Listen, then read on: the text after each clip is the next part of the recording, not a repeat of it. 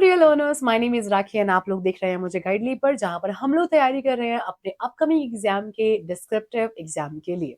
Well, most welcome.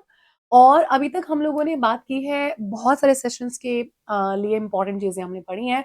Last session मेरा base था important letter topics के लिए, जो कि प्रीवियस ईयर्स पर जितने भी टॉपिक्स बने थे उनसे क्या इंपॉर्टेंट हो सकता है, हमने इस चीज के बारे में डिस्कशन किया था।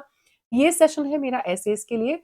जितने भी इंपॉर्टेंट एसेज हो सकते हैं जो आपको रेडी करके जाने हैं, ये आज इस सेशन में होंगे, और ये भी पुराने पूछे गए चीजों के हिसाब पे बनाए हैं।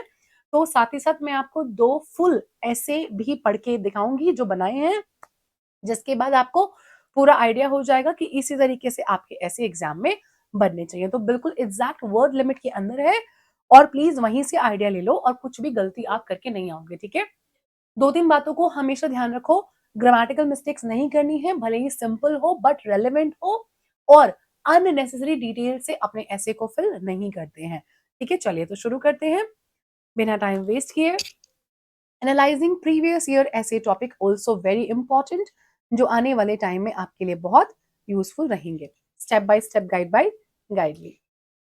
क्यों जरूरी होता है पिछले पूछे गए टॉपिक्स को जानना? देखो, एग्जामिनर का ना ट्रेंड बहुत ही सेट है। जो मोस्टली एसेज के टॉपिक्स बनते हैं वो उन चीजों पे बनते हैं जो एक बैंकर को, या जो बैंकर बनना चाहता है, उसको पता होने चाहिए। आपसे एक्सपेक्टेशन ये है कि आप अगर बैंक में जॉब करोगे तो बैंक भाई गवर्नमेंट से, देश की चीजों से डायरेक्टली रिलेटेड होता है। तो आपको पता होना चाहिए कि करंट अफेयर्स में क्या क्या चीजें, लाइक कौन कौन सी चीजें नहीं हो रही हैं, करंट में क्या क्या हो रहा है, क्या बदलाव हो रहे हैं, क्या पॉलिसीज आ रही हैं, monetary, financially, economically, socially country में क्या चीजें चल रही हैं और क्या चलनी चाहिए। ये सब कुछ आपको पता होना जरूरी है। इसलिए जो भी ऐसे का टॉपिक बनता है, इन्हीं में से ही बनता है। तो एक तो पास के टॉपिक्स का रिव्यू जरूर कर लीजिए, आपको रेलेवेंट कंटेंट पता चल जाएगा। प्रैक्टिस कर लीजिए, रियल टॉपिक जो कि आपके एग्जाम में आएगा उसी से रिलेटेड ही बन जाएगा। और साथ ही साथ आपका जो एक पास टॉपिक्स का जो एक एनवायरनमेंट होता है, वो आपका कॉन्फिडेंस बूस्ट करता है, क्योंकि वैसा ही आपको आगे देखने को मिल जाता है। एग्जामिनर की एक्सपेक्टेशंस पता चल जाती हैं, और ऑन गोइंग ट्रेंड भी हाईलाइट हो जाता है। कौन कौन से सबसे ज्यादा पूछे जाने वाले जो एसेज हैं, एक बार देखो उनको। Role of banks in promoting financial literacy, digital banking versus traditional banking, the impact of COVID-19 on the banking sector, importance of financial inclusion in India, pros and cons of privatizing public sector banks, women empowerment and its impact on society, the role of artificial intelligence in banking। AI इतना ज्यादा booming kind of एक sector हो रहा है, एक ऐसी चीज हो रही है जो सब जगह पर everybody is talking about this. It is like crucial for you to know कि आपको जरूर जरूर पता रहे कि क्या चीजें हैं और वो कैसे आ रही हैं। इसलिए ध्यान से आप इस चीज को पता रखें कि इन्हीं में से चीजें आगे आपसे पूछी जाएंगी। Let's have some more. Cyber security threats in the banking sector, the impact of inflation on the Indian economy, merits and demerits of cashless transactions, significance of startup India and its challenges, importance of SMEs in the Indian economy, should cryptocurrencies be legalized in India, impact of globalization on the Indian economy, the role of banking in rural development, and challenges and opportunities of e-governance, climate change and its economic impact, the effectiveness of government schemes like Jan Dhan Yojana, the future of digital payments in India, impact of rising NPAs on the banking sector। अगर आप ध्यान से देखें, या तो वो directly banking से जुड़े हैं, या फिर वो गवर्नमेंट की उन चीजों से जुड़े हुए हैं जो कहीं ना कहीं लाभ पहुंचाएंगी, फायदा देंगी।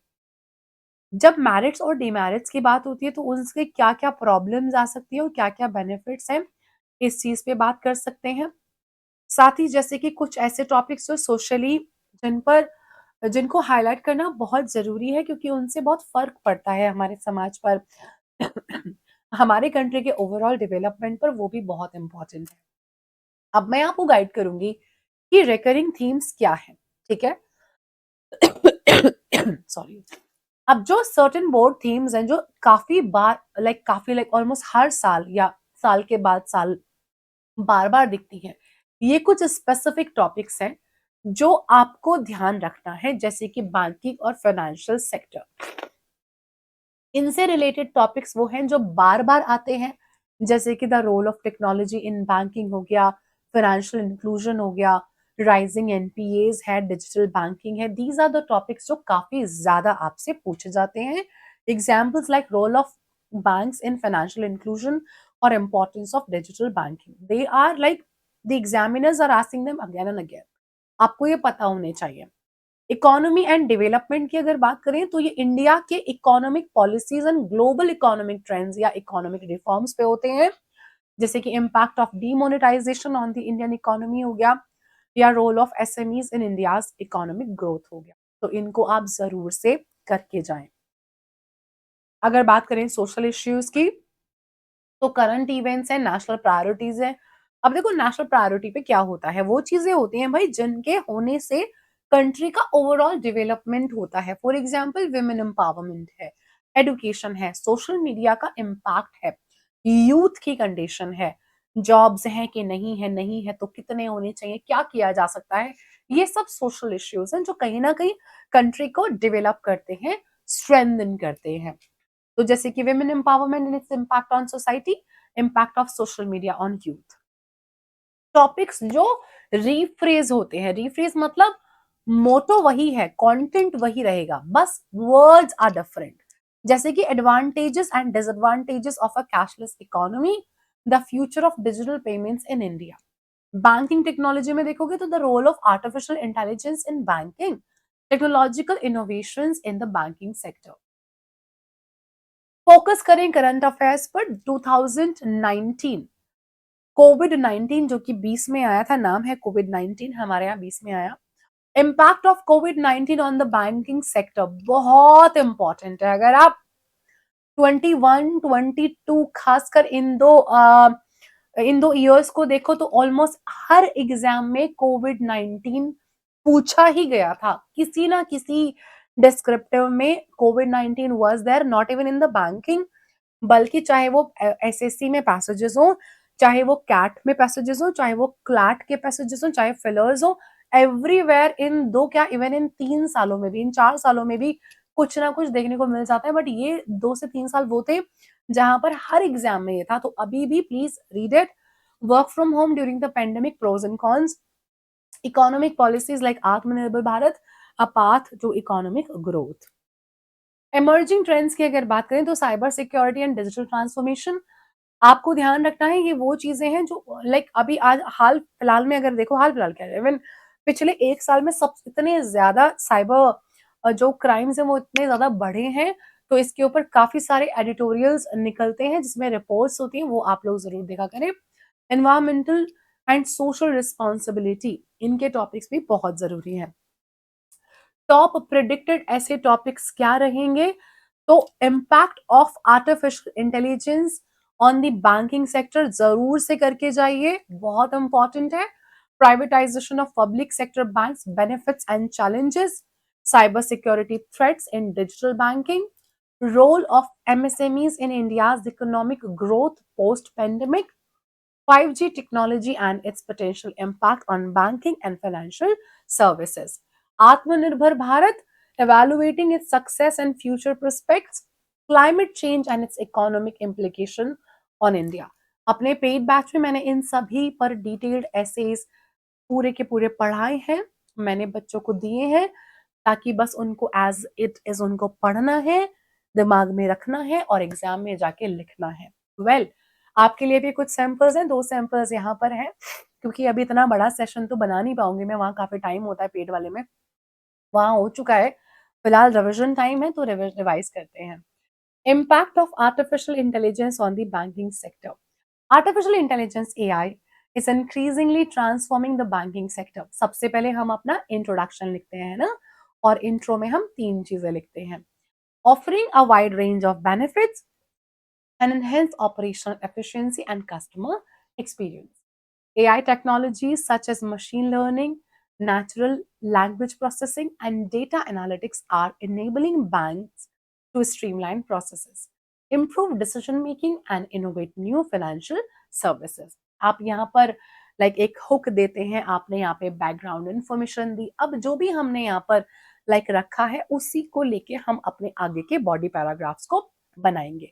हमारा जो इंट्रोडक्शन है वो इतना ही दिखना चाहिए जितना यहाँ पर आपको दिख रहा है, इससे थोड़ा बहुत ऊपर नीचे हम उसे कर सकते हैं। बॉडी पैराग्राफ 2 से 3 में डिवाइड किया जा सकता है। आप कितने पॉइंट्स पर बात करना चाहते हैं ये इंपॉर्टेंट है। हमेशा क्वेश्चन को देखिए, इम्पैक्ट है ना, तो हम सिर्फ इम्पैक्ट्स के बारे में ही बात करेंगे। In the operational domain, AI plays a pivotal role in automating routine tasks such as customer inquiries, transaction process. अब ये रूटीन चीजें हैं, इसमें एक बहुत इंपॉर्टेंट रोल AI प्ले करता है। Chatbots, for example, have revolutionized customer service, providing 24/7 assistance to customers and resolving queries faster than traditional methods.